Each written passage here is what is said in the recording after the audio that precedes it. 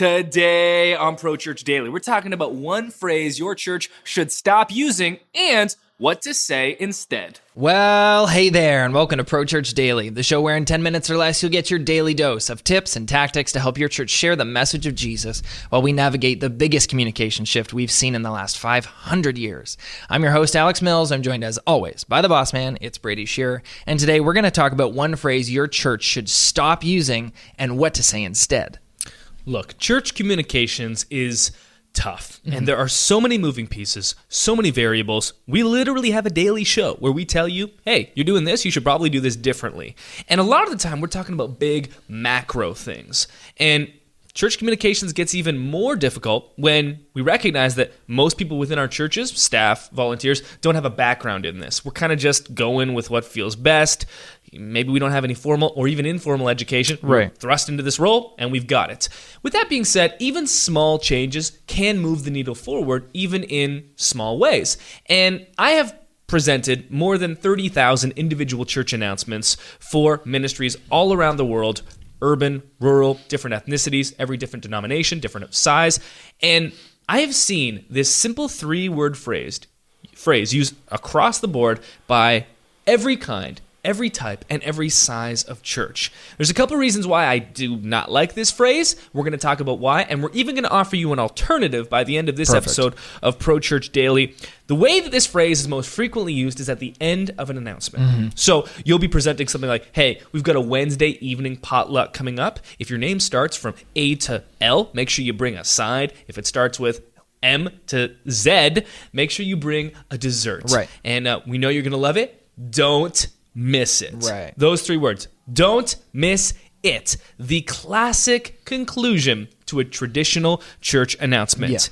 It is very, very simple. Seems like, what's the big deal, Brady? Well, let's talk about the two reasons why I deeply dislike and have a distaste for this simple three-word phrase. And the first is consequences. When you say don't miss it, you are implying that if you are one to miss it, there will be consequences for that missing. And the reason I don't like using this in the church context is because we as churches, we're not teachers, let's say. Now, if a teacher says to a student, your term paper is due next Thursday, don't miss it. Well, there are very real consequences for not turning in your term paper by next Thursday, because if it's late, that means there will be a penalty on your grade. Maybe if it's late, it's not accepted whatsoever, you immediately get a failing grade. A teacher can say to a student, don't miss it. That's a real deadline that cannot be missed. The Wednesday evening potluck at your church saying don't miss it implies there are consequences when we know that there are no consequences for missing a Wednesday evening potluck. In reality, if someone misses that, what's going to happen? They'll probably sit at home,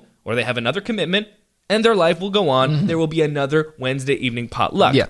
And another problem with this type of phrase is that it gets used so frequently that it loses all its luster and any actual power and impact that the phrase once did have, perhaps. And so, even as I say this, I never use this phrase, I don't believe, but I might use it once a year or once every, twice, 3 times a year. If you're using it that infrequently, go for it. But the problem is that I'll read through announcement scripts, and this gets said once, twice, 3 times every single week. It's lost all its power. And this leads me to the second reason why I dislike this phrase. It shows a certain level of laziness when writing announcements. This phrase almost always gets used when there's hasn't been any type of communication that really verifiably offers a reason to attend the event or the ministry. And so we just tack on this 3-word phrase at the end. Don't miss it, because we know we haven't given anyone an actual reason to attend, and we want to make up for that. We kind of feel a little guilty. Oh, I know, if we just say don't miss it, maybe they'll feel guilted into coming. I just don't like using guilt to ever inspire action. No, it's not good. You want to inspire people, and they want to take action because you've inspired them. You don't want to guilt them, because that's not a good place to start. If someone's showing up for something, and I've attended church events like this before, where you kind of feel guilty you have to go, and before you even arrive at the event, you're like, man, I don't want to be here. I'm not looking forward to this. This is out of obligation. What you want to do is you want to inspire people through the use of storytelling. We've got a free mini course on our YouTube channel on this called the something of storytelling, the power of storytelling, the truth of storytelling, the 3-step church storytelling formula. That's what it's called. YouTube.com/ProChurchTools to go through that free mini course. That's how you want to inspire people. You don't want to guilt people into coming. Now, before we dive into the alternative for this phrase, which inversely is much better. It is 3 words. It's as simple to use. Use it as much as you can. Doesn't use guilt. Before we dive into that, I would like to hear your thoughts, Mr. Alex Mills. Yeah, this one's tricky because I know this to be true in my head. I know that I shouldn't be using this phrase, but I often do find myself when promoting, especially on Facebook, when promoting things on Facebook, when pointing to a service. Default. Yeah, and it's a default, and not because I've used it in the past and now I'm starting not to use it. It's easy, and I think that kind of falls into that second reason that you explained there about it's just kind of like lazy. It's kind of thoughtless just to tag this on the end of a post, and it's easy. And so I intentionally have to really like take time when I'm crafting these posts and describing an event to stay away from this phrase and really like think through my copy, be very intentional about what I'm writing and how I'm describing what we're trying to do at church, and come up with some better language, some more creative language to inspire people to actually want to be there for their own good, for their own interest, for their own, spiritual journey, not just because I'm telling them this is going to be great and you don't want to miss it. So what is an alternative that you would suggest for when I'm writing my Facebook post that I can use that doesn't, put shame or guilt or doesn't come across as lazy when I'm trying to advertise an event? Instead of saying don't miss it, what we suggest that you say instead is see you there. Yeah. See you there instead of don't miss it. Why do we prefer see you there over don't miss it? Well, number one, there's no false promises in see you there. Don't miss it also assumes that you know what someone else is excited about. Mm-hmm. It assumes that you know that this person will not want to miss the Mercy Me concert. Right. What if I don't like Mercy Me? Yeah. No hate on them, but maybe that's just not my thing. Mm-hmm. It's a big deal for you as the church to bring in this big band, but maybe I don't care about their music. Right. Maybe I can imagine, and I don't need to go and see them in concert. Maybe it's just not my type of music.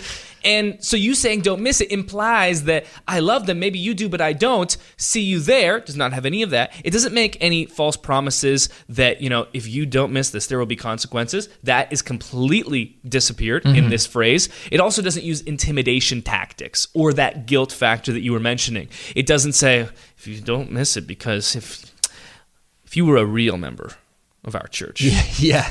you wouldn't miss this. If you were truly invested, if you were a partner, if you actually love the Lord. Oh, wow, you hate Jesus. Well, I guess you'll be missing this event. Doesn't have any of those implied guilt factors, intimidation tactics. It also instead conveys a sense of community and hopefulness. We're going to see you there. I'll be there.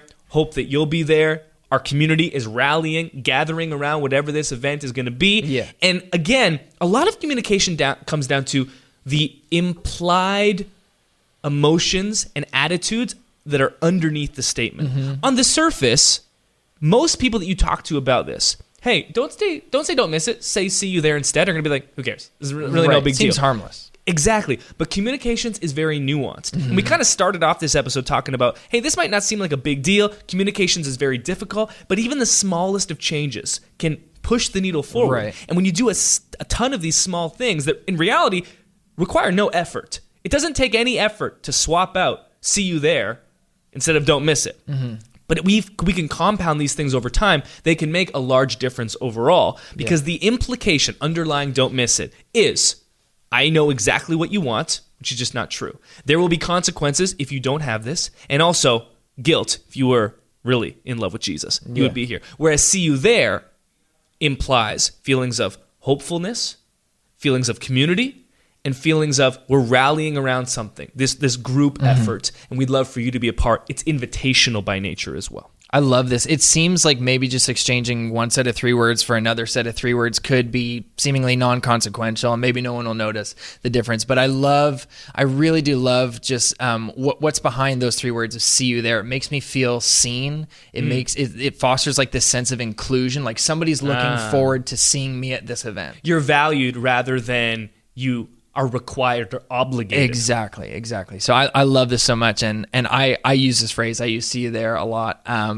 per your suggestion, and I hope that others listening are going to start using it as well too. What's great is that it's so easy to change. Yeah. Requires no effort. Yeah. Swap it out and go with it. And that'll do it for today's episode of Pro Church Daily. We'll see you tomorrow. Hey, thanks for watching today's episode of Pro Church Daily. Make sure to subscribe to this channel so you never miss another one. And if you like this video, come on, you know what to do. Hit the like button.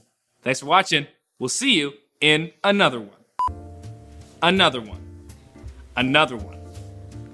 Another one. So now, Another one. now I can move the camera to get you guys properly in frame. Oh, what? We're never gonna go 7. Oh, it's.